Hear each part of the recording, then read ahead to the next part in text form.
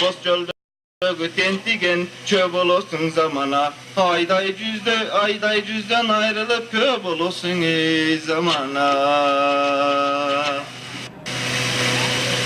Oşondo tiyagırçı ömrünü korkunç gilerin bilbey, baylardı sındagan, ırların ırsaplarını ırdap giret. Bunu uqqan Sadir Mingbaşı kıcırdanıp atçusu kelip, jökörlörün çakırat. Karasan bunu, temele biyilikке girip, baymanaptardı karalap ırdaganın. Бұл minti ırdap tursa, bizdin tübübüzge jetet. Кезинен көзүн тазалагыла, антпесе kokon kanına jetet. Top bolup beyim, buyruğunuz atlarlar, tam sadabağınız.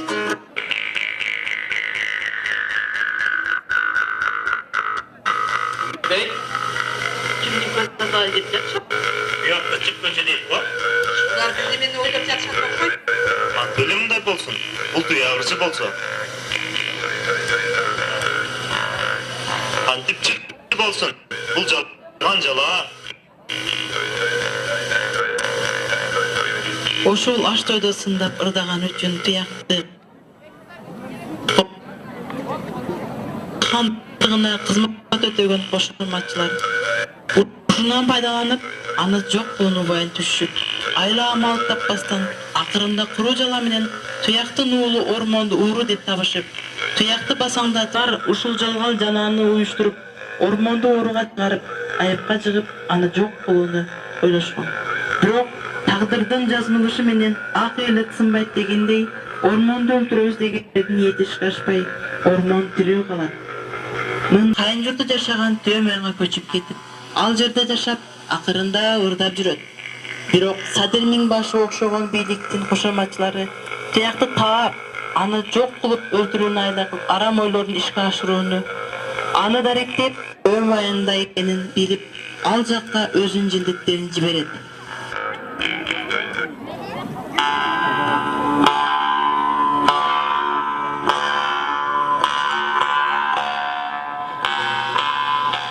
Assalamu alaikum. Uyagırca siz mi? Aleyküm assalam. Oba, men oşolmun. Allah uğraken biz de özümüzün eliniz sağınıptır. Lütfen el sizi çakırıp, sizi de alıp kelgiledim. Bizdi jöne düştü. Oo, oşondoy bu. Barsam barayın. Men da elimde, yerimde ayamay sağındım. Siler otura turgula. Men uyga kirip, gelegimdi ilip alayın. Uyagırça, jeket tutup, biraz kesalı olalım. Siz keski katar aç demdir. Kursaklarını toygozup, anan jönöybüz. Kanday deysiz? Meyli, esalsak esal alan da, ayılım jönünde süйлöşüp oturalı. Ошентип алар көп сүйлөшүп олтурушат. Желдиктер өзлөрүнө берилген тапшырманы ишке ашыруу үчүн көбүн киришин күтүп олтурушат. Мына, шамда düşüp kaldı. Emi жолго чыгалы. Атка миниңиz. Кеттик эми кумга. Jönösök jönöylü. Buyursa elim menen jolokşat ekemin. Benim künöz ekenimdi.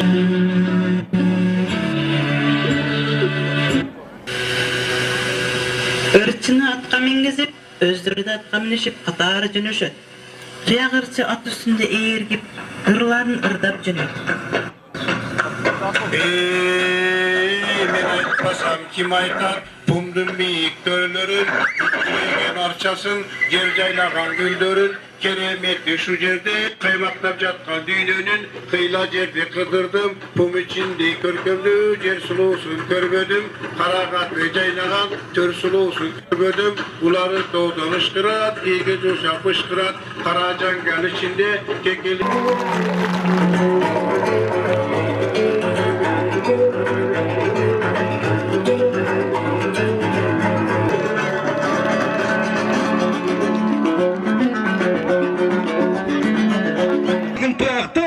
Kutlu olsun 160 yıllık bayrama.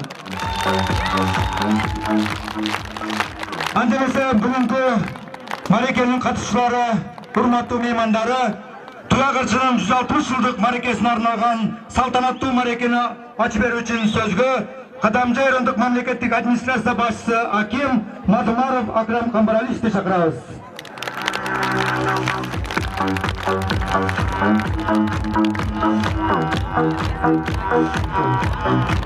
Кендештер, кадырлуу коноктор, Кадамжай районунун элинин атынан жана Кадамжай райондук мамлекеттик администрациясынын жалпы жамааттын атынан бүгүнкү касиеттүү Кадамжай жергесинде өтүп жаткан Кыргыз мамлекетинин тарыхында адабиятына жана маданиятына деги эле Кыргыз элинин өнүгүүсүнө чоң урматтуу мекендештер, быйыл Кыргыз Республикасынын президенти урматтуу Алмазбек Шаршенович Атамбаев 2016 жыл тарых жана маданият жылы деп белгиленип, ушул жылдын алкагында Кыргыз элине, Кыргыз мамлекетине өнүгүүсүнө жана бардык тармактарга салым кошкон биздин тарыхый инсандардын юбилейлик маарекелеrini өткөзүү боюнча атайын чечим кабыл алып, ушул чечимдин алкагында Кыргыз Республикасынын өкмөтү токтом чыгарып, биздин жалпы мамлекетибиздин аймагында 70тен ашык Кыргыз элине жана тарыхына чоң салым кошкон инсандардын юбилейлик маарекесин өткөрүү боюнча атайын чечим кабыл алганына баарыбызга белгилүү.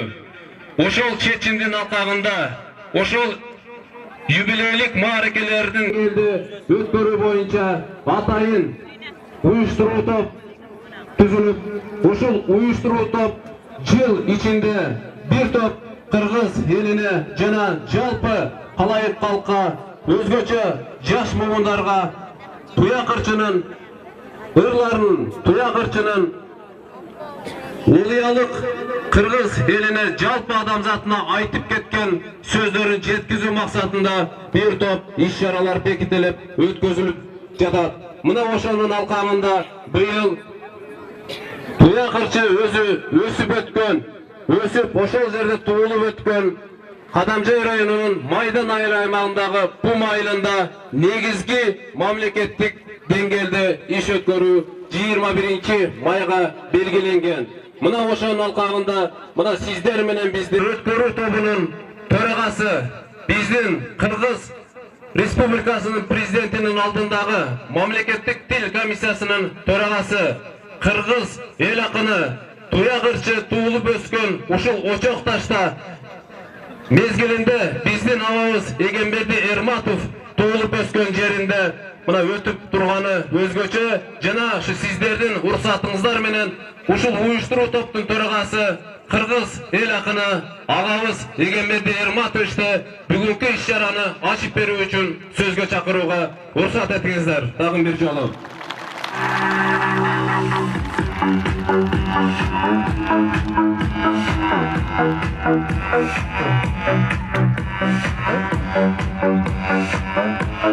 Тугандар, урматтуу жердештерим, Кадамжай районунун тургундары, Майдан айыл өкмөтүнүн тургундары, ушул маарекени уюштурууга таң күн кызмат кылып жаткан урматтуу пумчу туугандарым, мына азыр биздин Кадамжай районунун акими айтып өткөндөй, быйылкы тарых жана маданият жылында ушул биздин чөлкөмдө тарыхта болуп көрбөгөндөй чоң иш-чара өтүп жатат. Бул иш-чаранын күнөөкөрү 1856 жылы туулган, башкача айтканда мындан 60 жыл мурун жарга ушул Очокташ деген жерде жарга келген Туяк деген оолуя, даанышман, tengsiz ulu akındın jubileyi ötüp jatat. Buğa çeyin ayrımlar surağı verdi bağa. Emne sebepten biz tuyaktı bilbey geldik ele dep. Tuyaktı bilbey kalgandığının sebebi ötken kılımda kança ilip bozlar gelip yüzildep tuyaktı жазıp bir oğuşol жазganların basma sözlerine çıkarıp kitapka çıkarıp elge jarya kılbagandığında bolup geldi. Ekinçisi uşul çölkönden adabiyatqa, madariyatqa, tarıqa baş otu belek girip ilimnin arkasından düşüp uşul bizden uşunday kişi çıkkan dep üzüldü işlerin жүрgüzbökönünün sebegiden tuyak köp yıllar jarıp görmey kaldı. Bilersizler bundan 16 yıl burada ulu boldu yazın toyu tetige Kızılburuk'ta öttele. Oşonda niyet kılgan elem bizden çıkkan tuyaktagı Mollonu yaz siyaktı kaysı bir mezgilde uşul kitebi çıkıp elge çoğun jubileyi ötöttep. 10 yıl bunun hareket kıldım. Bürokal hareketim al kezde işke aşkan yok.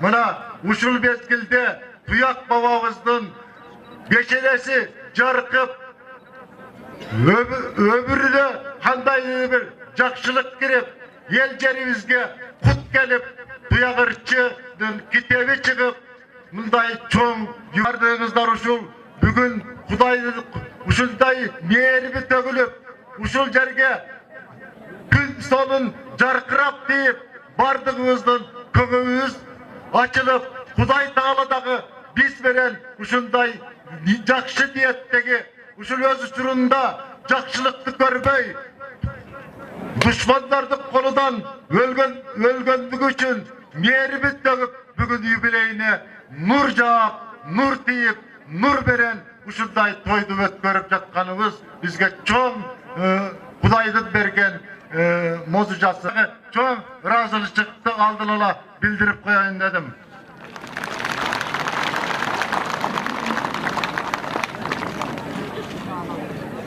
Men bu jerge tuya akındın kitabını çıkarıp geldim. 2000 nuska menen çıktı. Oşol kitabının 2000 nuskasının bir 500'ün Uşuk Batken Oblası'nda ala geldi mene. Keçe konferansiyada taraldı. Bu jerge dağı bir 200'ü geldi. Sizlerge taratıp berem. Bardığınızlarga jetpey düşünüңүздөр. Bирок koldan kolga ötkörüp, okup, o kitapты tabarikbey saktap, tuvarday saktap, jakşı kabul alыңыздар. Tuyak akınga arnalgan çok saltanatlı uşul bayramdı açık dep jarıyalayman.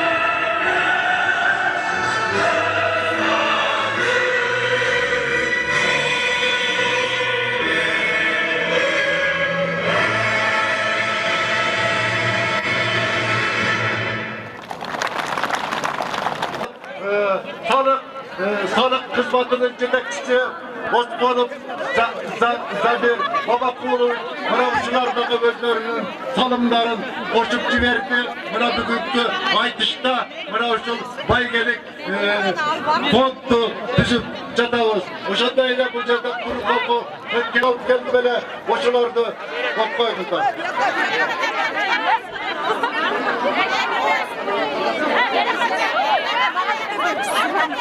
Kızlar kitapni to'xtatib turg'ila, o'zichini to'xtatdilar. Mamlaketlik administratsiyasının sunuşunun negizinde çeçim kılam. Kırgız Respublikasının mamlaketlik dilin önüktürügü jana dil sayasatın örkündöttüğü koşkon salımı üçün tömöndögülөр Kırgız Respublikasının prezidentine karaştığı mamlaketlik dil boyunca Ulutluk Komissiyanın atak gramatası menen sıylanıştın. Durdu Mamatova Çolpanay, Bıyıkan Orta Mektebi'nin Kırgız dili jana adabiyatı muallimi. Mergenbayeva Saltanat, aynı adındaki Orta Mektepten Kırgız dili jana adabiyatı muallimi. Mergenbayeva Saltanat. Masaliyev adındaki Orta Mektepten Kırgız dili jana adabiyatı muallimi. Abduvayetova Muktasar, Kurbanov adındaki Orta Mektepten Kırgız dili jana adabiyatı muallimi. Abduvayetova Muktasar, Kurbanov adındaki Orta Mektepten Kırgız dili jana adabiyatı muallimi.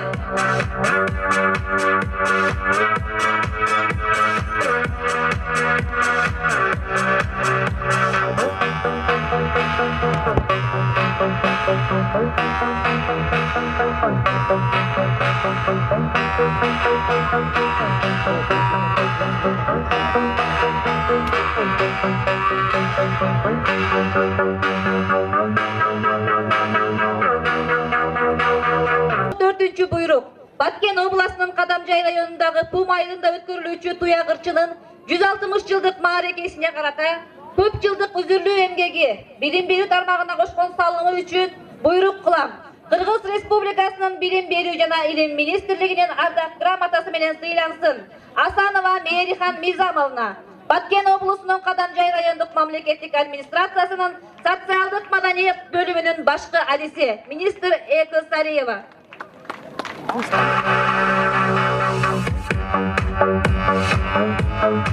Кыргыз Республикасынын Маданият министрлигинин ардак грамотасы менен Бегматов Агай Силянат Халмион айлык өтүнүн башчысы.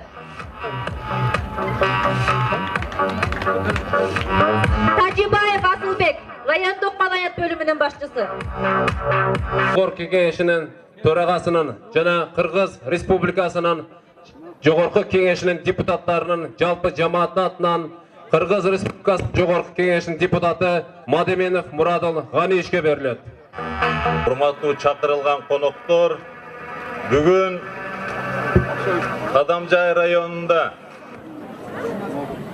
Кадамжай районунун элинин басып өткөн тарыхы, басып өткөн жолу, улууларды эскерүү тою болуп атат. Рухсат берсеңиздер, Жогорку кеңештин төрагасы Турсунбеков Чыныбай Акуновичтин Жогорку кеңештин атынан бүгүнкү Эрназар уулу Туяк бабабыздын 160 жылдык мааракесин куттуктоо катын окуп берейин. Урматтуу мекендештер, Туяк Эрназар уулу бабабыздын 160 жылдык мааракеси быйылкы тарых жана маданият жылына туш келди. Мааракени өткөрүү боюнча өкмөттүн атайын токтому чыгып, мамлекеттик деңгээлдеги иш-чаралардын катарына кошулду. Элибиздин өткөн тарыхына, адабиятына карата жасалган мындай мамилени биз өзгөчө кубаныч менен кабыл алышыбыз керек. Эрназар уулу Туяк ырчы жашаган доор бизден аябай эле алыс калды.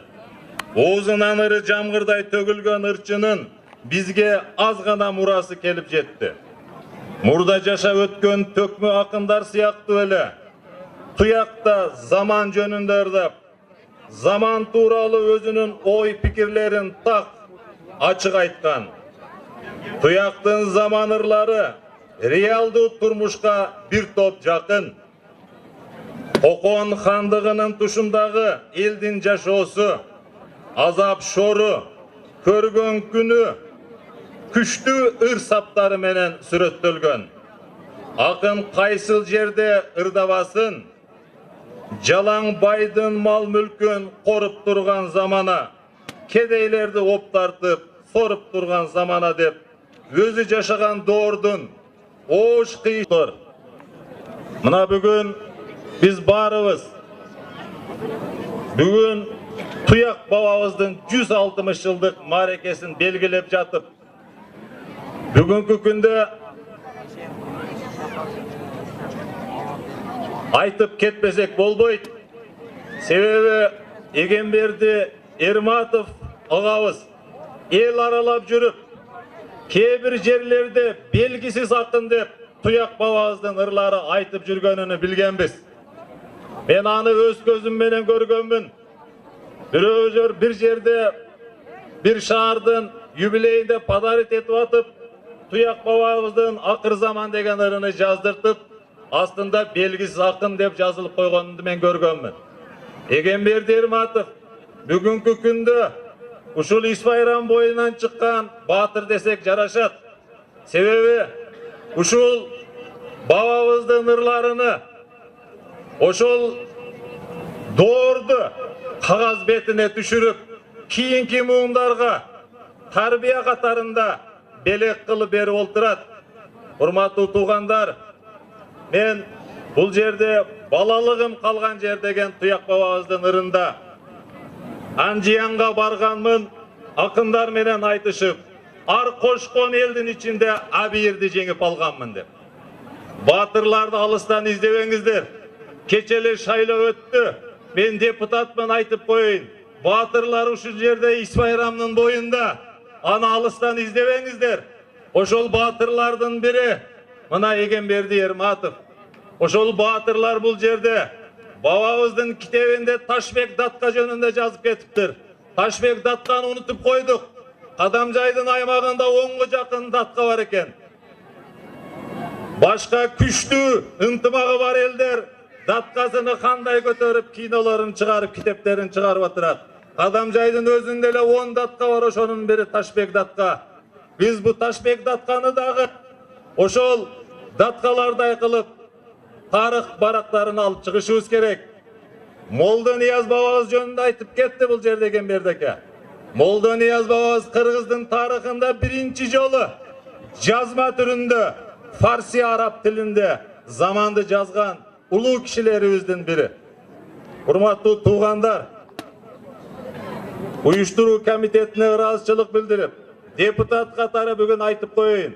Шайлоо учурунда иш байрамдын мектебин алып келип, элдин алдында ташаганымда, ошо жерде кээ бирлериңиздер жалган айтып атат деген сөздөрдү айттыңыздар. Атамбаев жер үй проектисинен $100 миллион саттыртып, мурдагы бийлик 300 миңге сатып алган эле. Ошону элдин энчисине кайтарып, ошол 100 мектепке Кадамжайдан 3 мектепти киргизип берди. Калмиондун мектеби, сиздердин иш байрам мектеби, Исмет Какырдагы мектеп. Мына Исмет Какырыңыздар да курулуп атат, иш байрам да курулуп атат. Урматтуу туугандар, эми бүгүн айтып коеюн. Мамлекеттеги болуп жаткан акыркы экономикалык саясат, Атамбаевдин жүргүзүп саткан саясаты элге 50 миң сом бабабыздын тоюна берип жиберди, тапшырып коюуга уруксат этиңиздер.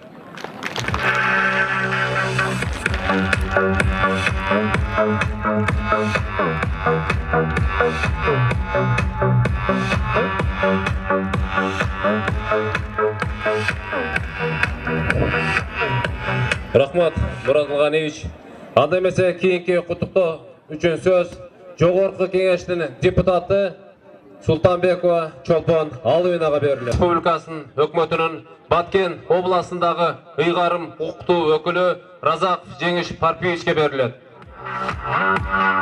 Урматтуу Пум айылынын тургундары, жалпы эле Кадамжайдык туугандар, урматтуу Жогорку Кеңештин депутаттары, алыс жақыннан келген қонақтар. Мына биылғы жыл тарих жана маданият жылын алқағында ушул ойчул, философ, ақын атабыз Туякырчынын 160 жылдық мааракесин өтүп жатышы, Кыргыз Республикасынын президенти Атамбаев Алмазбек Шаршенович тарабынан элибиздин, жерибиздин тарыхына көргөзүлгөн чоң сый-урмат деп эсептөө. Салтанаттын катышуучулары, бүгүнкү өтүп жаткан юбилейлик иш-чара өзгөчө мааниге экендигин айтып коюшубуз керек. Анткени биз 160 жылдыгын белгилеп жаткан Туякырчы атабыздын өз заманынын алдыңкы адам катары, келечекте көрө билген данышман оюялуугу менен башкалардан өзгөчөлөнүп, айырмаланып турган.